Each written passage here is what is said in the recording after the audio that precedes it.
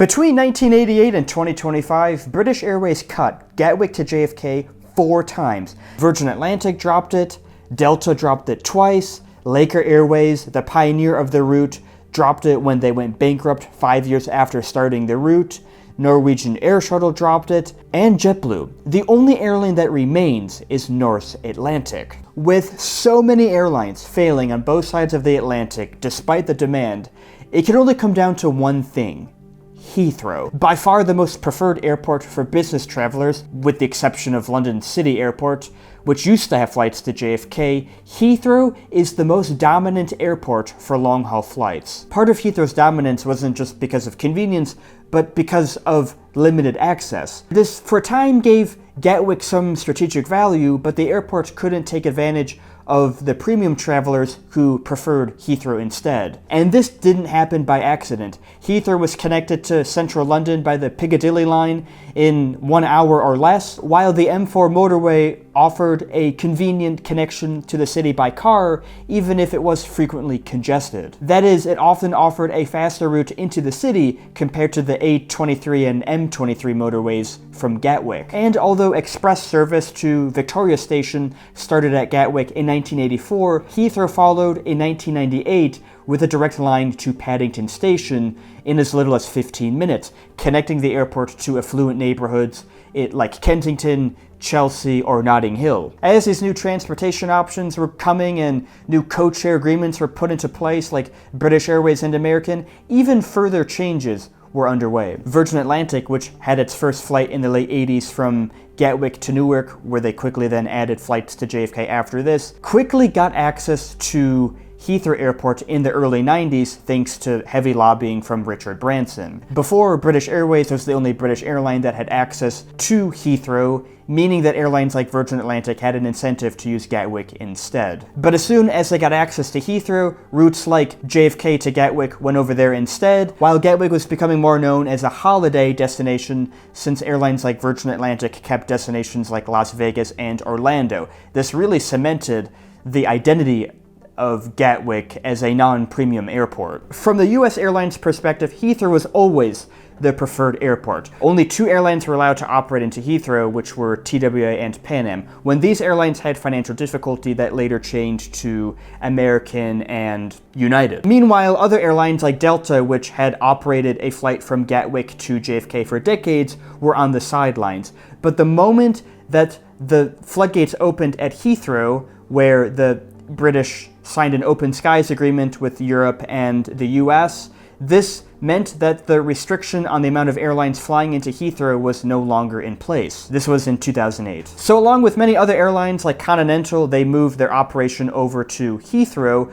closing Gatwick entirely. Delta did the same with their flight from Gatwick to JFK. This opened up many more opportunities for the airlines to capture even more revenue and to take advantage of the business travelers who, for all of time, had demanded access to Heathrow. British Airways and American were really solidifying their codeshare alliance at London's Heathrow Airport. This essentially made Heathrow one of the most powerful airports in the world and the busiest in Europe. By the 2010s, the schedule from JFK to Heathrow was immense. British Airways had up to 8 daily flights, on top of 4 offered by American, 2 on Delta, and 6 on Virgin Atlantic. But despite how successful Heathrow to JFK was, many airlines still tried to make Gatwick to JFK work. In the initial round with British Airways, they had leveraged the growing economy in the 90s, where a lot of people were traveling for the first time thanks to access to low fares, but then cut it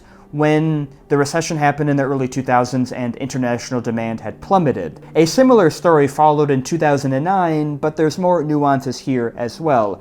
Since Heathrow was more open, which included for British Airways, including routes that were restricted only to Gatwick for years, like Dallas, Atlanta, and Houston, these routes were then moved over to Heathrow, and as a result, this limited what British Airways could do. They had to be even more selective with their slots. So at least indirectly, they decided, well, maybe it's okay to have 1 flight at Gatwick to JFK to make room for these other flights. But like Heathrow, JFK was also slot restricted, so it maintained that slot there. Well, I guess they could have flown that slot over to Heathrow, but they decided to do it to Gatwick instead. One report mentioned that this was to accommodate for their upcoming A318 service on the Airbus A318 for service to London City. Essentially slot squatting, but in other words, a short-term strategy. But then the recession hit and fuel prices skyrocketed, and like many other routes across the Atlantic,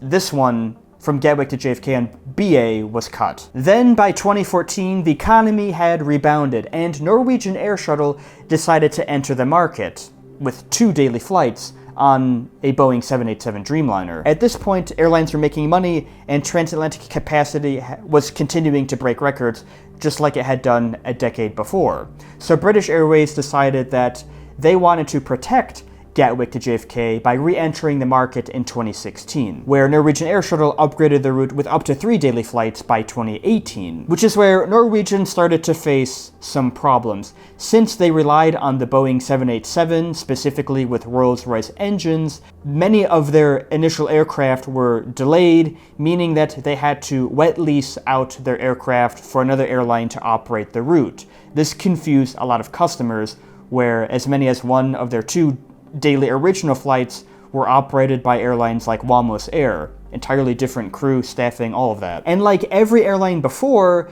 Norwegian had to rely on the European point of sale since the airline wasn't really known in the US. Though perhaps the biggest challenge for Norwegian was connections, or lack thereof. Even though they served cities like Copenhagen, Dubrovnik, or Madrid, they didn't serve essential cities like Hamburg or Berlin in Germany, or Rome in Italy, where a lot of demand is. But even if they did, there's another problem. The existing destinations like Copenhagen, Madrid, and Dubrovnik mostly cater towards point-to-point demand, meaning that Norwegian tries to cater towards departure and arrival times that Londoners request, where these flights would then have to potentially leave at less desirable times of the day, like maybe the early morning, since all of the flights from JFK into Gatwick were overnight flights. Now, of course, there's revenue potential with this, right? Like customers willing to pay more and diversifying the revenue that way, but it does complicate the operation, making it much more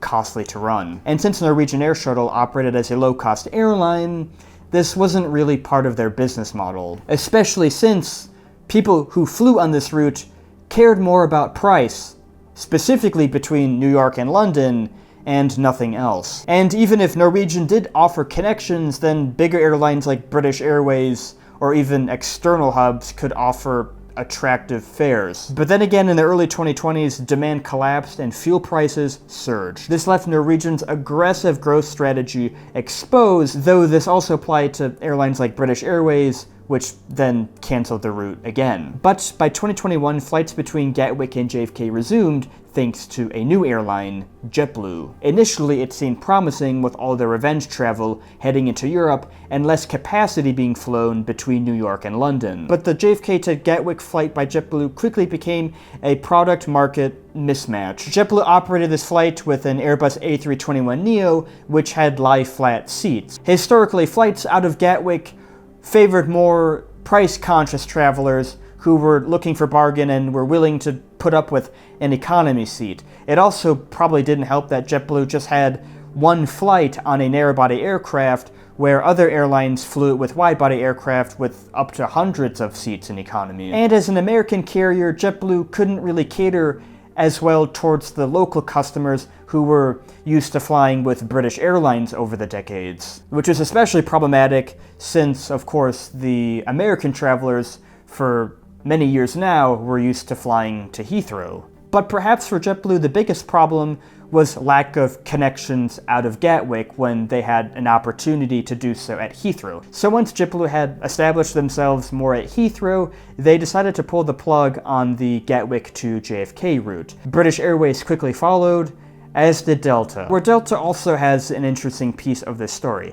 Even though they abandoned the route 15 years before in 2008, they decided to come back in 2022 to respond to JetBlue and to protect their hub at JFK. Delta, for the past couple of years, has been transitioning its capacity from JFK over to more southern European destinations instead. Heathrow was prioritized for British Airways, even though they already had 8 daily flights. They increased it to 9 after they decided to cut their frequency to Gatwick. Where this also goes with the configuration of the aircraft. British Airways, despite operating the route on the same Boeing 777-200ER plane, the Heathrow plane had seats in first class, so they had all their bases covered from basic economy to first class. The Gatwick route did not do this, even if there were some affluent travelers that British Airways could have captured from South London or Eastern England. It also makes it even easier to swap out aircraft. The Gatwick plane, which was more holiday focused, had more economy seats, couldn't fly to Heathrow, and a Heathrow plane with first class could not fly to Gatwick. After about 5 decades of about 7 airlines trying, all the roads have led to here. Can Norse Atlantic survive? They have the Boeing 787, the same plane that Norwegian use, though they have the advantage now of no competition. They also don't serve the flight 3 times a day as of 2025. But they still have to deal with high fuel prices, which seems to be the norm and not the exception anymore, and rising labor costs. Perhaps the biggest challenge for the route, though, is the long winters, where demand craters despite lower fares. It wouldn't just be more inconvenient for passengers who live near Gatwick, where they would have to go to Heathrow or potentially not travel at all due to the higher prices. So if it's cut, then Heathrow will be the only option for pretty much the first time in history. Before, travelers could travel from London City, London Stansted, or Gatwick at the same time. Or maybe, just maybe, they can use this. Okay, I think we're done.